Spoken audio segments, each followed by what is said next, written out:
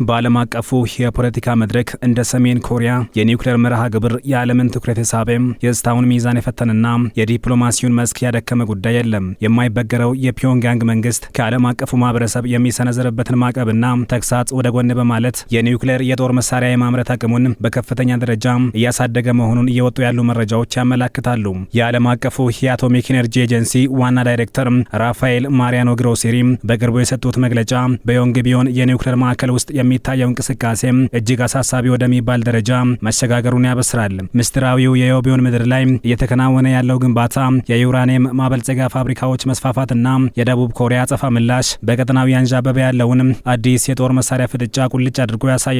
ከትላንት በስቲያ በደቡብ ኮሪያ መዲና ሰውል የተከሰቱት የዓለም አቀፉ የአቶሚክ ኤነርጂ ኤጀንሲ ዳይሬክተር ራፋኤል ግሮሴሪ ሰሜን ኮሪያ በኒውክሌር ቴክኖሎጂ ረገድ ያሳየችውን ፈጣንና ስር ነቀል ለውጥ ለዓለም አቀፉ ማህበረሰብ ይፋ አድርገዋል። እንደ ዳይሬክተሩ ገለጻ በዮንግቢዮን የኒውክሌር ምርምር ማዕከል ውስጥ ያሉት የ5 ሜጋዋት ሪአክተር፣ የኬሚካል ማቀነባበሪያ ክፍልና ቀላል የውሃ ሪአክተሮችን የመሳሰሉ ዋና ዋና ክፍሎች በሙሉ አቅማቸው ወደ ስራ ገብተዋል። ፒዮንግያንግ የኒውክሌር ቦምብ ለመስራት የሚያስፈልጉትን ሁሉንም ግብዓቶች በተጓዳኝ ማምረት አቅሟን ማጠናከሯ ትልቅ ስጋት ፈጥሯል።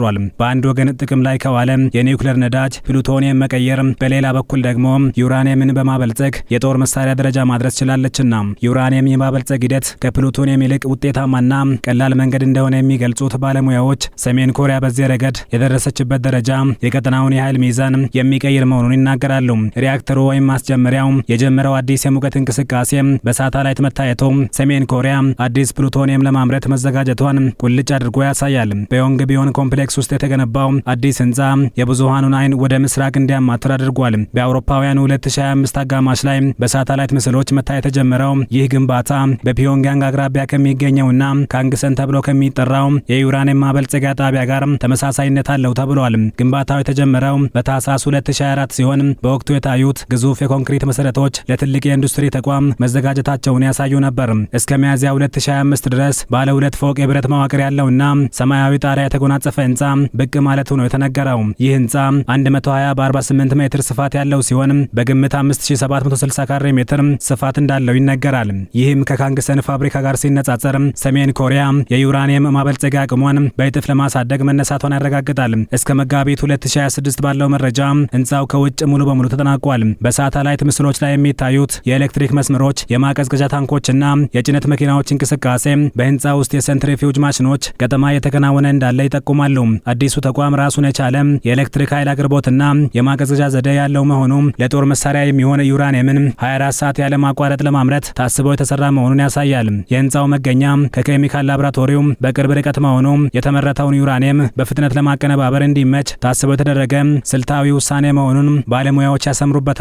የሰሜን ኮሪያ የኒውክሌር ጦር መሳሪያ ክምችት ይህን ያህል ነው ብሎ በእርግጠኝነት መናገር ባይቻልም ግምቶቹ ግን አስደንጋጭ ናቸው። እስከ ቅርብ ጊዜ ድረስ በጥቂት ደርዘኖች ይገመት የነበረው ክምችት የደቡብ ኮሪያው መከላከያ ሚኒስትር ቹንግ ዶንግዮንግ በ2026 መጀመሪያ ላይ በሰጡት መረጃ መሰረት ሀገሪቱ ባለፉት 30 ዓመታት ውስጥ ወደ 100 ኪሎ ግራም የሚጠጋ ፕሉቶኒየም ያወጣች ሲሆን ባለፈው ዓመት ብቻ 16 ኪሎ ግራም መመረቱ ተገልጿል።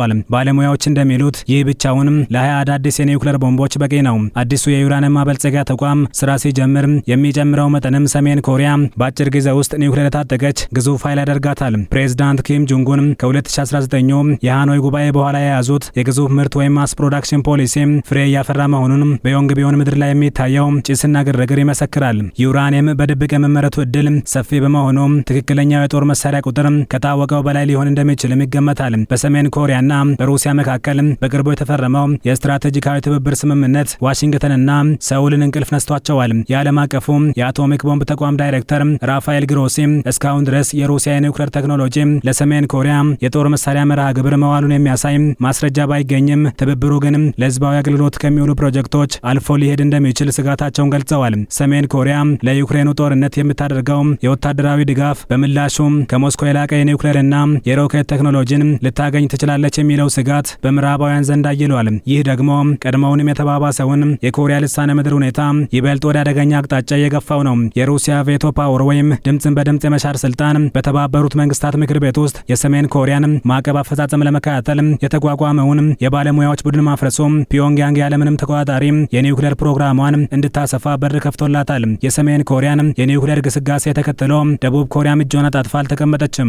ፕሬዝዳንት ሊ ጄሚዩንግ ከአሜሪካው ፕሬዝዳንት ዶናልድ ትራምፕ ጋር ባደረጉት ስምምነት መሰረት ደቡብ ኮሪያ የኒውክሌር ኃይል የሚጠቀሙ ሰርጓጅ መርከቦችን የመገንባት ታላቅ እቅድ ይፋ አድርጋለች። ይህ ውሳኔ በሀገሪቱ ታሪክ ውስጥ ትልቅ ለውጥ እንደሆነ ይነገራል። ኒውክሌር የሚታጠቁ ባህር ሰርጓጅ መርከቦች በውሃ ውስጥ ለረጅም ጊዜ የመቆየትና በከፍተኛ ፍጥነት የመጓዝ አቅም ስላላቸው የሰሜን ኮሪያን የባህር ውስጥ የኒውክሌር ዛቻ ለመቆጣጠር ቁልፍ መሳሪያ ናቸው። ሆኖም ይህ እርምጃ በዓለም አቀፉ ማህበረሰብ ዘንድ አዲስ የኒውክሌር መስፋፋት ስጋት ፈጥሯል።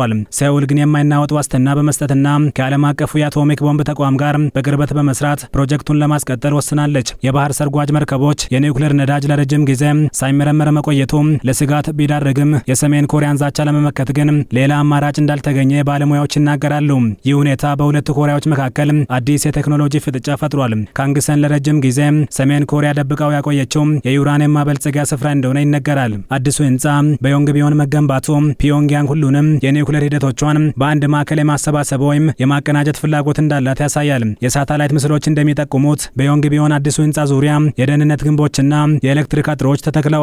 ይህም ተቋሙ እጅግ ምስጢራዊና ከፍተኛ ጥበቃ የሚደረግለት መሆኑን ያረጋግጣል። በተጨማሪም በቅርብ ወራት ውስጥ የታዩት የጭነት መኪናዎች እንቅስቃሴ ከካንግሰን ወደ ዮንግቢዮን ቁሳቁሶችን በማመላለስ ላይ ሳይሆኑ አይቀሩም የሚል ጥርጣሬ ፈጥሯል። ይህ ማለት ሰሜን ኮሪያ በድብቅ የነበራትን አቅም ወደ ይፋዊው የዮንግቢዮን ማዕከል በማምጣት የኒውክሌር ኃይሉን ለመውጣት እየጣረች መሆኑን ያሳያል ሲሉ ተንታኞች ይናገራሉ።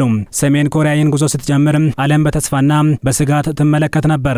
እንደ አውሮፓውያኑ የዘመን ቀመር ከ1994 የጄኔቫ ስምምነት ጀምሮ በስድስቱ ወገኖች ንግግር ሰሜን ኮሪያን ከኒውክሌር ነጻ ለማድረግ የተደረጉ ሙከራዎች በሙሉ ከሽፈዋል። እያንዳንዱ ስምምነት በፈረሰ ቁጥር ፒዮንግያንግ ይበልጥ ዘመናዊና አደገኛ የሆኑ መሳሪያዎችን ስታስተዋውቅ ቆይታለች። በ2018 እና በ2019 የታዩት የሰላም ጭላንጭሎች የኪም ጆንጉንና የዶናልድ ትራምፕ ታሪካዊ ስብሰባዎች ዛሬ ትዝታ ብቻ ሆነዋል።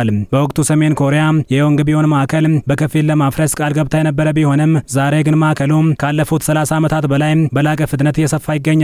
የፖለቲካ ተንታኞችም ዲፕሎማሲው የሰሜን ኮሪያን የኒውክሌር ምኞት ከመክታት ይልቅ ጊዜ እንድታገኝ እንዳገዛት ይገልጻሉ። የሰሜን ኮሪያ የኒውክሌር አቅም ማደግ ለደቡብ ኮሪያ ብቻ ሳይሆን ለጃፓንና ለቀጠናው ኃይሎች ትልቅ ስጋት ነው። የባላስቲክ ሚሳይሎች ዝግጅት ከኒውክሌር ቴክኖሎጂ ጋር ሲጣመር ሰሜን ኮሪያ አህጉር አቀፍ ጥቃቶችን የመሰንዘር አቅም እንድታገኝ ያደርጋታል። ጃፓን በመከላከያ በጀቷ ላይ ያደረገችው ታሪካዊ ጭማሪና ደቡብ ኮሪያ ከዋሽንግተን ጋር ያላትን ወታደራዊ ትብብር ማጥበቋ ለዚህ ግልጽ ምላሾች ናቸው። ራፋኤል ግሮሲ የኒውክሌር ጦር መሳሪያ መቼም ቢሆን ደህንነትን አይሰጥም በማለት ቢመክሩም ለኪም ጆንጉን መንግስት ግን የኒውክሌር ኃይል ከአገዛዛቸው ህልውና ጋር የተቆራኘ ነው። ይህ የተቃረነ አመለካከት በኮሪያ ልሳነ ምድር ላይ ያለውን ከፍተኛ ውጥረት እያጦዘው ይገኛል። በቀጣዮቹ ዓመታት ሰሜን ኮሪያ ሰባተኛውን የኒውክሌር ሙከራ ልታደርግ ትችላለች የሚለው ደግሞ የዓለምን ስጋት ወደ ከፍተኛ ደረጃ አድርሶታል። በአሁኑ ወቅት በዮንግቢዮን የሚታየው እንቅስቃሴ ከዲፕሎማሲያዊ ንግግሮች ይልቅ የቴክኖሎጂና የጡንቻ ማሳያ ፍጥጫ አይሎ መቀጠሉን ያሳያል። ዓለም አቀፉ ማህበረሰብ በውይይትና በማዕቀብ ፒዮንግያንግን ለመክታት ቢሞክርም በሳተላይት ምስሎች ላይ የሚታየው አዲሱ ሰማያዊ ጣሪያ ያለው ህንጻ ግን የኪም ጆንጉን መንግስት የኒውክሌር ምኞት ገና በጅምር ላይ መሆኑን ያሳያል። ዮንግቢዮን አሁንም ጭስ ማውጣቷን ቀጥላለች። ዓለማችን በዚህ ጭስ ውስጥ የተደበቀውን የኒውክሌር ቦምብ ፍርሃት ስትመለከተው የኮሪያ ልሳነ ምድር ሰላም አሁንም በአቶሚክ ቦምቦች ጥላ ስር ሆኖ የወደፊት ዕጣ ፈንታውን እየጠበቀ ነው። የቀጣዩ ዘመን የታሪክ ድርሳናት ይህንን የታሪክ ምዕራፍ እንዴት እንደሚዘግቡት ባይታወቅም ዛሬ ግን ዮንግቢዮን ለዓለም ሰላም ትልቁ ፈተና ሆና መቀጠሏ አያጠራጥርም።